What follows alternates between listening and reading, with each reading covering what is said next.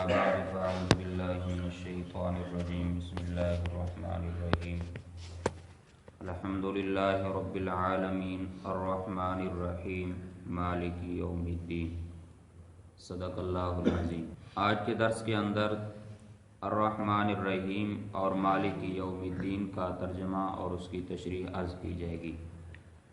الرحمن الرحیم، الرحمن بے حد مہربان، الرحیم نہایت رحم کرنے والا، یہ اس کا ترجمہ ہے۔ پچھلی آیت کے اندر آپ نے یہ سنا تھا کہ تمام جہانوں کو پالنے والے اور تمام جہانوں کی پرورش کرنے والے اللہ تعالی ہیں۔ مفسرین نے لکھا ہے کہ الرحمن الرحیم کے لفظ سے یہ بات معلوم ہو رہی ہے کہ یہ جو ساری کائنات اور سارے عالمین کو اللہ تعالیٰ پالنے والے ہیں اور اللہ تعالیٰ نے پرورش کرنے کی اور تربیت کرنے کی ذمہ داری اپنے ذمہ لے رکھی ہے، یہ کوئی اللہ تعالیٰ کی ذات کی کوئی مجبوری نہیں ہے اور اللہ تعالیٰ کا کوئی اس کے اندر اپنا ذاتی فائدہ نہیں ہے۔ یہ محض صرف اللہ تعالیٰ کی مہربانی ہے، اللہ تعالیٰ کی رحمت ہے کہ اللہ اپنی رحمت کے ساتھ تمام مخلوق کو کھلا رہے ہیں، ان کی پرورش کر رہے ہیں۔ الرحمن الرحیم کا فرق بسم اللہ الرحمن الرحیم کے اندر میں نے عرض کر دیا تھا، یہاں پر صرف ایک فرق سمجھے۔ اللہ تعالیٰ نے الرحمن کی جو اللہ تعالیٰ کی رحمت ہے لفظ رحمان کے اندر، اس کا نمونہ اللہ تعالیٰ نے باپ کے اندر رکھا ہے، اور رحیم کے لفظ کے اندر جو اللہ کی رحمت ہے اس کا نمونہ اللہ تعالیٰ نے ماں کے اندر رکھا ہے۔ باپ کی بھی اولاد کے اوپر رحمت ہوتی ہے اور ماں کی بھی اولاد کے اوپر رحمت ہوتی ہے۔ باپ کی رحمت کے اندر ڈانٹ ڈپٹ ہوتی ہے، غصہ ہوتا ہے، جھڑکنا ہوتا ہے، مارنا ہوتا ہے، اور ماں کی رحمت کے اندر یہ بات نہیں ہوتی۔ ایک موقع پر ایک غزوہ پر ایک عورت کا چھوٹا سا شیرخوار بچہ، دودھ پیتا بچہ گم ہو گیا۔ وہ عورت اس بچے کی تلاش کے اندر دوڑ رہی تھی، بڑی پریشان تھی اور نیم پاگل ہو گئی۔ اس عورت کو جو بھی چھوٹا بچہ ملتا اس کو اٹھا کر اپنے سینے سے لگاتی۔ نبی کریم صلی اللہ علیہ وسلم نے جب اس عورت کو اس حالت کے اندر دیکھا تو صحابہ کرام سے پوچھا کہ تم بتلاؤ کہ کیا یہ عورت جو ہے اپنے اس بچے کو آگ کے اندر ڈالنا پسند کرے گی؟ صحابہ نے کہا بالکل نہیں، کہ یہ تو اس کی صرف اس جدائی کے اندر نیم پاگل ہو گئی ہے، اپنے ہاتھوں سے کہاں اس کو آگ کے اندر ڈالے گی۔ نبی کریم صلی اللہ علیہ وسلم نے فرمایا کہ یہ ماں کی رحمت ہے کہ اپنے بچے کو آگ کے اندر ڈالنا گوارا نہیں کرتی۔ میرے رب کی رحمت ماں کی رحمت سے بھی کئی حصے زیادہ ہے اپنے بندوں کے اوپر، تو اللہ تعالیٰ کہاں پسند کریں گے کہ اپنے بندوں کو آگ کے اندر ڈال دیں۔ تو یہ اللہ تعالیٰ نے اور فرمایا کہ یہ بندے جو ہیں خود اللہ تعالیٰ کی نافرمانیاں کر کے، اللہ کی نعمتوں کی ناشکری کر کے، کفر اور شرک کر کے خود انسان اپنے آپ کو جہنم کا مستحق بنا رہا ہے، لیکن اللہ کی رحمت یہ گوارا نہیں کرتی۔ اور اللہ تعالیٰ کی رحمت کے 100 حصے ہیں، صرف ایک حصہ اللہ تعالیٰ نے اپنی ساری مخلوقات کے اندر تقسیم کیا ہے، باقی 99 حصے اللہ تعالیٰ نے رحمت کے اپنے پاس رکھے ہوئے ہیں۔ صرف ایک حصہ باپ کے اندر بھی ہے، ماں کے اندر بھی ہے، جانوروں کے اندر بھی، انسانوں کے اندر بھی، پرندوں کے اندر بھی، تمام مخلوقات کے اندر اللہ تعالیٰ نے صرف ایک حصہ رحمت کا تقسیم کیا ہے۔ آپ اس سے اندازہ کریں کہ آپ ہر انسان دوسرے انسان پر کس قدر مہربان ہے، ماں اپنے بچوں پر کس قدر مہربان، باپ اپنے بچوں پر کس قدر مہربان ہے، لیکن اللہ کی رحمت کے 99 حصے اللہ کے پاس ہیں۔ قیامت کے دن اللہ تعالیٰ یہ جو ایک حصہ بندوں میں تقسیم کیا ہے، اس حصے کو بھی باقی حصوں کے ساتھ ملا کر 100 حصے اللہ تعالیٰ اپنی رحمت کے اور اپنی مہربانیوں کے اہل ایمان پر اور مسلمانوں کے اوپر قیامت کے دن فرمائیں گے۔ تو پھر اللہ تعالیٰ کی رحمت کا کیا ہی عالم ہوگا۔ تو مالک یوم الدین، مالک ہیں اللہ تعالیٰ یوم الدین، جزا کے دن کے۔ یوم مانے دن، دین مانے جزا، جزا کے دن کے اللہ تعالیٰ مالک ہیں۔ اس آیت سے یہ بات معلوم ہو رہی ہے کہ یہ دنیا جو ہے یہ دار العمل ہے، دار الجزا نہیں ہے، کیونکہ اعمال کی جزا اللہ تعالیٰ قیامت کے دن دیں گے۔ تو جب یہ بات معلوم ہوئی کہ یہ دنیا دار العمل ہے، دار الجزا نہیں ہے، تو یہاں پر اس سے یہ بات بھی معلوم ہو گئی کہ اگر کوئی آدمی کسی انسان کو عیش و عشرت کے اندر دیکھتا ہے، راحت اور سکون کے اندر دیکھتا ہے کہ بڑا جی اس کے پاس بڑی دنیا ہے، دولت ہے، یہ اس کے اللہ کے ہاں محبوب ہونے کی دلیل نہیں ہے۔ یا اسی طرح کسی انسان کو پریشانیوں کے اندر دیکھتا ہے، رنج و غم کے اندر دیکھتا ہے، مصیبتوں کے اندر دیکھتا ہے، بیماریوں کے اندر دیکھتا ہے، فقر و فاقہ کے اندر دیکھتا ہے، تو اس انسان کے اللہ کے ہاں مبغوض یا اللہ تعالیٰ کے ہاں برا ہونے کی دلیل نہیں ہے، کیونکہ یہ دنیا دارالعمل ہے۔ ایک کو اللہ نے دولت دے کر امتحان لے رہے ہیں اللہ تعالیٰ، دوسرے کو فقر و فاقہ دے کر اللہ تعالیٰ امتحان لے رہے ہیں، تو یہ دنیا دارالامتحان ہے، دارالجزا نہیں ہے، دارالعمل ہے۔ یہاں پر کوئی کسی صورت کے اندر امتحان دے رہا ہے، کوئی کسی صورت کے اندر امتحان دے رہا ہے۔ اللہ تعالیٰ دولت دے کر بھی امتحان لیتے ہیں، دولت لے کر بھی اللہ تعالیٰ امتحان لیتے ہیں کہ انسان کو میں نے دولت دی ہے کہ یہ میرا شکر کرتا ہے یا ناشکری کرتا ہے۔ اب اللہ تعالیٰ نے اس کو فقر و فاقہ دیا، مصیبت آ گئی، بیماری آ گئی، پریشانیاں آ گئی، کیا یہ ان پریشانیوں میں اس فقر و فاقہ کے اندر صبر کرتا ہے یا واویلا کرتا ہے؟ تو یہ دونوں صورتوں کے اندر اللہ تعالیٰ انسان کو آزما رہے ہیں۔ ہاں یوں ہوتا ہے کہ اس دنیا کے اندر اللہ تعالیٰ کبھی کسی نیک عمل کا بدلہ، تھوڑا سا بدلہ، پورا بدلہ نہیں، بالکل تھوڑا سا بدلہ اللہ تعالیٰ کبھی اس دنیا کے اندر نیک عمل کا دے دیتے ہیں۔ اسی طرح کسی گناہ کی سزا اللہ تعالیٰ تھوڑی سی، پوری سزا نہیں، تھوڑی سی سزا اللہ تعالیٰ اس دنیا کے اندر کبھی کبھی کسی کو دے دیتے ہیں، کیونکہ یہ دنیا دارالعمل ہے، دارالجزا نہیں۔ قیامت کا دن جو ہے وہیں پر انصاف ہوگا، عدل و انصاف ہوگا، نیک لوگوں کو ان کا بدلہ ملے گا، گناہ گاروں کو گناہوں کا بدلہ ملے گا، اہل ایمان کو ایمان کا بدلہ ملے گا، کافروں کو کفر کا بدلہ ملے گا۔ قیامت کے دن بالکل انصاف ہوگا، وہیں پر تمام اعمال کا پورا پورا بدلہ اللہ تعالیٰ وہاں پر عطا فرمائیں گے ہر انسان کو۔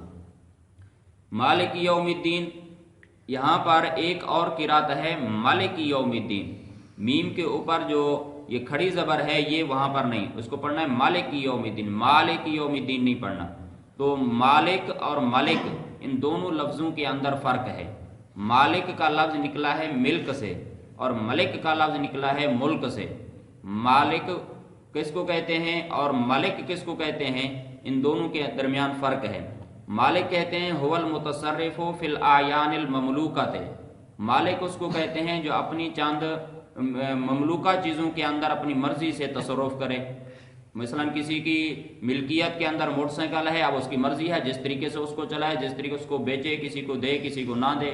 کسی کی ملکیت کے اندر اس کا مکان ہے، اس کی مرضی ہے خود رہے، کسی دوسرے کو رہنے کی اجازت دے، یہ اس کی مملوکہ چیز ہے۔ اور ملک کس کو کہتے ہیں، یعنی جس کا معنی بادشاہ بھی آتا ہے، تو ملک کہتے ہیں هو المتصرف بالامر والنہی فی المامورین۔ ملک یعنی بادشاہ اس کو کہا جاتا ہے کہ جو اپنے مامورین اور اپنے ماتحتوں کے اندر امر اور نہی کے اعتبار سے تصرف کرے۔ مثلا یہ کام کرو، یہ کام نہ کرو، یوں کرنا ہے، یوں نہیں کرنا، اس راستے پر جانا ہے، اس راستے پر نہیں جانا۔ اللہ نے یہی ہمیں حکم دیا کہ تم نے یہ کام کرنا ہے، یہ کام نہیں کرنا، تم نے اس راستے پر چلنا ہے، اس راستے سے تم نے بچنا ہے۔ تو اللہ تعالیٰ اس دنیا کے مالک بھی ہیں اور اللہ تعالیٰ اس دنیا کے ملک بھی ہیں، یعنی اللہ تعالیٰ مالک بھی ہیں، اللہ تعالیٰ اس دنیا کے بادشاہ بھی ہیں۔ حقیقی طور پر مالک اللہ تعالیٰ، حقیقی طور پر بادشاہ اللہ تعالیٰ ہیں اس دنیا کے اندر۔ تفسیر کبیر کے اندر امام رازی رحمۃ اللہ علیہ نے ایک بادشاہ کا واقعہ نقل کیا ہے کہ نوشیروان ایران کا ایک بادشاہ تھا۔ یہ کافر بادشاہ تھا لیکن عادل بادشاہ تھا، اپنی رعایا کے اندر عدل اور انصاف کرتا تھا۔ ایک مرتبہ یہ بادشاہ اپنے فوجیوں کے ساتھ شکار کے لیے نکلا، جنگل کے اندر پہنچا، اپنے فوجیوں سے بچھڑ گیا، اکیلا ہو گیا۔ یہ ایسے چلتا چلتا چلتا اس کو بہت بڑی پیاس لگی، ایسے گھومتا پھرتا ایک باغ کے اندر پہنچا جو اناروں کا باغ تھا۔ وہاں پر ایک نوجوان نگران کھڑا ہوا تھا باغ کا۔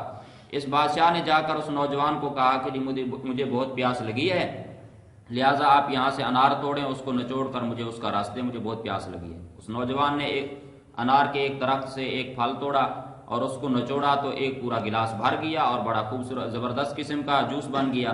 اس نے بادشاہ کو پیش کیا، بادشاہ نے پیا تو ذائقہ بھی اس کا بہترین، مٹھاس بھی زبردست۔ بادشاہ کے دل کے اندر فطور آ گیا۔ بادشاہ نے یہ سوچا کہ کسی نہ کسی طریقے سے اس باغ کو میں اپنے قبضے کے اندر لیتا ہوں، پیسوں سے لینا پڑے یا میں اپنے دباؤ کے ذریعے سے اس کو لے لوں گا۔ پھر بادشاہ نے اس نوجوان کو کہا کہ ایک اور گلاس مجھے دو۔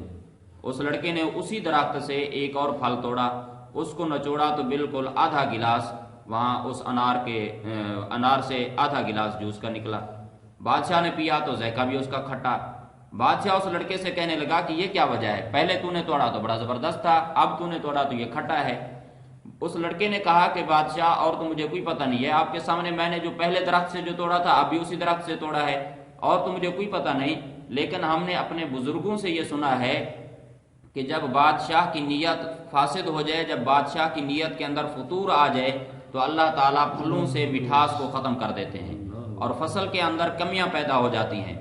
تو بادشاہ تو وہی تھا، اس نے سمجھ گیا کہ میری نیت کے اندر تو فساد آیا ہے، تو اس نے اسی وقت وہاں پر کھڑے کھڑے دل کے اندر توبہ کی کہ یا اللہ میں بالکل یہ نہیں لوں گا، میری توبہ ہے۔ پھر اس بادشاہ نے اس لڑکے کو کہا کہ آپ مجھے جوس دے، اس نے دوبارہ پھل توڑا تو بالکل اسی طریقے سے رس بھی زیادہ نکلا اور مٹھاس بھی زیادہ اور بہترین قسم کا جوس۔ تو اب اس لڑکے نے کہا کہ بادشاہ مجھے لگتا ہے کہ اس بادشاہ کی نیت اب درست ہو چکی ہے۔ اب دیکھیں ہم کتنے معاملات کے اندر پھنسے ہوئے ہیں، بجلی کا مسئلہ دیکھ لو، دوسرے مسئلے دیکھ دو۔ اب بزرگوں سے ہی سنتے ہیں کہ جی پہلے جب روٹی پکاتے تھے تو دور دور تک گندم کی خوشبو جاتی تھی، یہ دال پکاتے تھے تو دور دور تک اس کی خوشبو جاتی تھی۔ اب کمرے کے اندر روٹی رکھی ہے کوئی خوشبو بھی محسوس نہیں، گھر کے اندر سالن پک رہا ہے کوئی ذرے برابر بھی خوشبو نہیں آ رہی۔ تو یہ ہمارے اوپر جو حکمران مسلط ہیں یہ ان کے ہی وجہ سے ہے، اور ہمارے اعمال کی وجہ سے یہ ہمارے اوپر یہ سزائیں آتی ہیں۔ تو حقیقی طور پر اس دنیا کے اور قیامت کے بادشاہ اور مالک اللہ تعالیٰ ہیں، لیکن ایک ناقص طور پر اور جزوی طور پر اور مجازی طور پر اللہ تعالیٰ نے اس دنیا کے اندر لوگوں کو مالک بھی بنایا ہے اور لوگوں کو بادشاہ بھی بنایا ہے۔ اب جو انسان بھی اس دنیا کے اندر ہے کسی نہ کسی چیز کا مالک ہے، لیکن یہ مجازی طور پر ہے، عارضی طور کے اوپر ہے۔ اس کی ملکیت کی ابتدا بھی ہے، اس کی ملکیت کی انتہا بھی ہے۔ پہلے یہ اس چیز کا مالک نہیں تھا، اب ہے، پھر کچھ عرصے کے بعد یہ اس چیز کا مالک نہیں رہے گا۔ اب یہ انسان زندوں پر مالک ہوتا ہے، مردوں کے اوپر اس کی ملکیت نہیں ہوتی۔ اللہ تعالیٰ کی ملکیت زندوں پر بھی ہوتی ہے، مردوں کے اوپر بھی ہوتی ہے۔ انسان کی ملکیت جو ہوتی ہے یہ ظاہر پر ہوتی ہے، باطن پر نہیں ہوتی۔ اللہ کی ملکیت ظاہر پر بھی ہوتی ہے، باطن کے اوپر بھی ہوتی ہے۔ اللہ تعالیٰ کی جو ملکیت ہے اس کی نہ ابتدا ہے نہ اس کی انتہا ہے، کبھی ختم نہیں ہوگی۔ لیکن جو انسانوں کی ملکیت وہ محدود ہے، اس کی ابتدا بھی ہے، انتہا بھی ہے۔ اب کوئی انسان کسی چیز کا مالک، پھر کچھ عرصے کے بعد وہ ختم ہو جائے گا، پہلے اس کا مالک نہیں تھا۔ تو اللہ تعالیٰ نے مجازی طور پر، عارضی طور پر اس دنیا کا انسانوں کو مالک بھی بنایا ہے اور بادشاہ بھی بنایا ہے، لیکن قیامت کے دن اللہ تعالیٰ وہاں پر اکیلے ہی مالک ہوں گے، اکیلے ہی بادشاہ ہوں گے۔ قیامت کے دن نہ وہاں پر کوئی مالک ہوگا اور نہ وہاں پر کوئی ملک ہوگا۔ قرآن پاک کے اندر دونوں بات کی نفی کی گئی۔ قرآن کے اندر فرمایا ملک کی نفی ہے کہ بادشاہ وہاں پر کوئی نہیں ہوگا۔ جب قیامت کا میدان ہوگا، ہر چیز ختم ہو جائے گی، وہاں پر اعلان ہوگا لمن الملک اليوم، آج کے دن بادشاہ کون ہے؟ کافی عرصے تک یہ اعلان ہوتا رہے گا، کوئی بھی جواب نہیں دے گا۔ پھر جواب آئے گا للہ الواحد القہار، کہ آج کے دن اللہ ہی کی بادشاہی ہے۔ تو وہاں پر قیامت کے دن کوئی بادشاہ، جتنے بادشاہ ہوں گے کوئی جواب نہیں دے سکے گا آج کے دن میں بادشاہ، وہاں پر یہ بادشاہت کی نفی ہوگی۔ قیامت کے دن کوئی کسی ذرے برابر کا مالک بھی نہیں ہوگا، اس کی بھی قرآن پاک کے اندر نفی ہے۔ یوم لا تملک نفس لنفس شیئا، کہ قیامت کے دن کوئی کسی انسان کے ایک ذرے کا بھی مالک نہیں ہوگا، اس دن مالک ہوں گے تو اللہ تعالیٰ کی ذات ہوگی۔ تو حقیقی طور پر یہاں دنیا کے اندر مالک اور بادشاہ اللہ، قیامت کے دن یہاں پر مجازی طور پر دنیا کے اندر ہے، قیامت کے دن مجازی طور پر اور عارضی طور پر بھی کوئی نہ کسی کا مالک ہوگا اور نہ کوئی وہاں پر بادشاہ ہوگا۔ آخری بات یہ ہے کہ یہاں پر اللہ تعالیٰ نے فرمایا کہ مالک یوم الدین، کہ اللہ تعالیٰ قیامت کے دن کے مالک ہیں۔ اللہ تعالیٰ نے یہ نہیں فرمایا کہ قیامت کے دن کا میں قاضی ہوں گا، میں قیامت کے دن جج بن کر رہوں گا، اللہ نے یہ نہیں فرمایا۔ اس کے اندر کیا حکمت ہے، اس کی کیا وجہ ہے؟ یہاں پر دو باتیں سمجھیں۔ پہلی بات یہ ہے کہ قاضی اور جج جو ہوتا ہے یہ قانون کا پابند ہوتا ہے، اور مالک جو ہوتا ہے وہ قانون کا پابند نہیں ہوتا۔ دوسری بات یہ ہے کہ قاضی اور جج کی عدالت کے اندر وکیل پیش کرنا پڑتا ہے، اور مالک کی عدالت کے اندر وکیل نہیں پیش کرنا پڑتا، وہاں پر سفارشی پیش کرنا پڑتا ہے۔ اب مثال کے طور پر ایک مثال سے بات کو سمجھیں۔ ایک کسی آدمی کی فیکٹری ہے، وہاں پر چوکیدار تھا اور ایک آدمی نے وہاں پر چوری کر لی۔ چوکیدار نے اس کو پکڑ لیا، اس کے اوپر گواہ پیش کر دیا کہ اس نے فلاں فلاں چوری کی ہے۔